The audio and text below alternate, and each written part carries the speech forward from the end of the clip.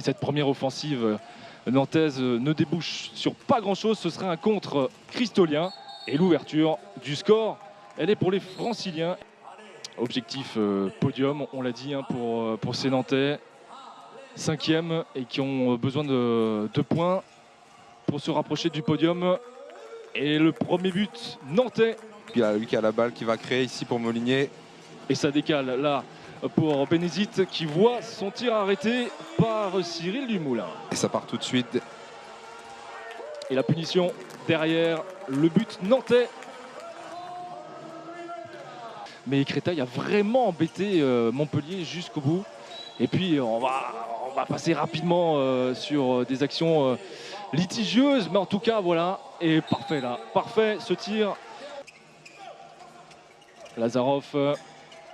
Ça combine bien là encore une fois. On trouve trop facilement le pivot nantais. 4e but hein, pour Pêche Malbec hein, qui a marqué la moitié des buts nantais.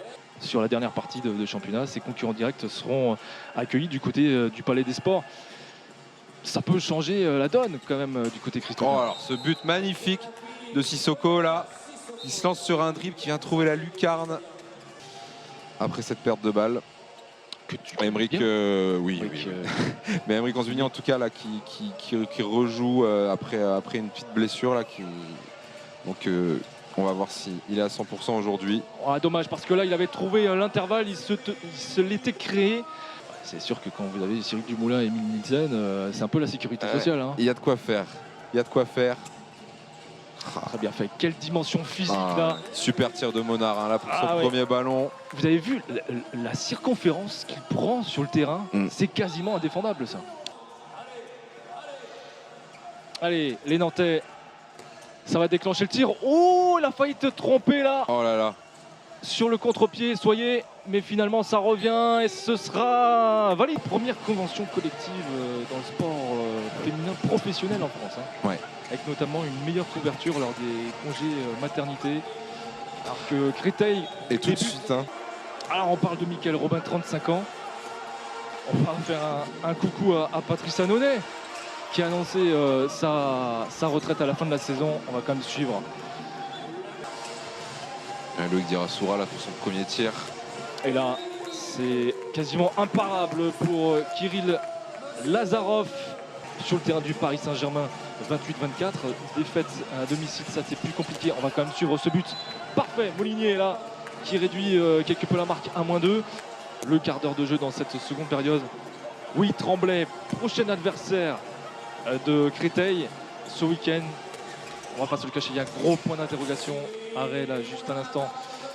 Il y avait une incertitude également sur le Dunkerque Chambé de ce soir et la coque de la LNH qui a confirmé le déroulé de ce match. Et cette incertitude, alors qu'on va suivre quand même. Ah, là-bas. C'était vraiment une possession à pas encaisser. Ferrandier, il va falloir tenter, c'est bien fait. C'est bien joué. Ferrandier pour Carabas, très bien joué. Cette connexion, petite passe aveugle, la spéciale. De nouveau sur le terrain. Exact, Kylian Rigaud qu'on a un peu moins vu ce soir à Nantes. La belle combinaison, mais ce sera raté, ce sera un G à 7 mètres. Ouais. C'était logique. C'était bien vu de la part des Cristoliens, cette petite combinaison là, coup de fou pour Rigaud. Et ce sera Kylian Rigaud face à Dumoulin. Et c'est dedans pour Kylian Rigaud. Evan, qu'est-ce qui a manqué ce soir à Créteil qui n'est pas passé loin d'accrocher le HBC Nantes? Ouais, vous avez raison, on n'est pas passé loin. Après, on a fait un début de match plus que mitigé. On rate énormément d'immanquables, je trouve qu'on manque de rythme. En deuxième, on essaie de remettre la machine sur le bon rail, ça commence à fonctionner, puis après on retombe un peu dans nos travers, 2-3 petites erreurs, des pertes de balles, des duels à 6 mètres manqués, et face à une équipe comme Nantes, on paye cash derrière, donc c'est frustrant. Encore une fois, on est sur une bonne série, on fait 4 bons matchs, on échoue de peu à chaque fois, il faut que ça nous serve pour la suite. Ce serait bien qu'on progresse et surtout qu'on se nourrisse de ces matchs frustrants, encore une fois, pour pouvoir bâtir des victoires et nous maintenir en fin de saison. Les prochaines échéances vont être importantes, toujours dans cette lutte pour le maintien. Comment tu imagines la suite sous tes couleurs? Vous avez raison, ça va être un train infernal. Là, j'ai vu qu'on avait beaucoup de matchs en peu de temps. Vous allez me dire, c'est ce que Nantes fait tout le temps. Donc, va falloir s'habituer. On va devoir compter sur tout l'effectif. Honnêtement, comme on s'est dit entre nous, tous les matchs, on doit essayer de les gagner. On ne met pas une croix rouge sur le calendrier. On essaie vraiment de gagner tous les matchs, de se donner à fond, de progresser à chacun d'eux. Et je pense que honnêtement, il y aura des victoires dans l'avenir. C'est sûr. Si on continue avec cet état d'esprit-là, j'en doute pas une seule seconde.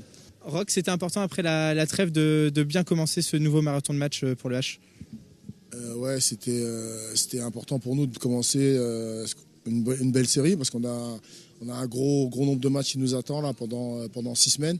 Et voilà, le meilleur moyen c'était d'essayer de faire un bon match aujourd'hui. Et c'est ce qu'on a fait parce que Créteil c'est une bonne équipe. Ils sont peut-être derniers du classement du championnat, mais ils ont bien joué. Ils nous ont posé pas mal de problèmes. On a dû jouer 1 heure et au final c'est quand même une victoire méritée.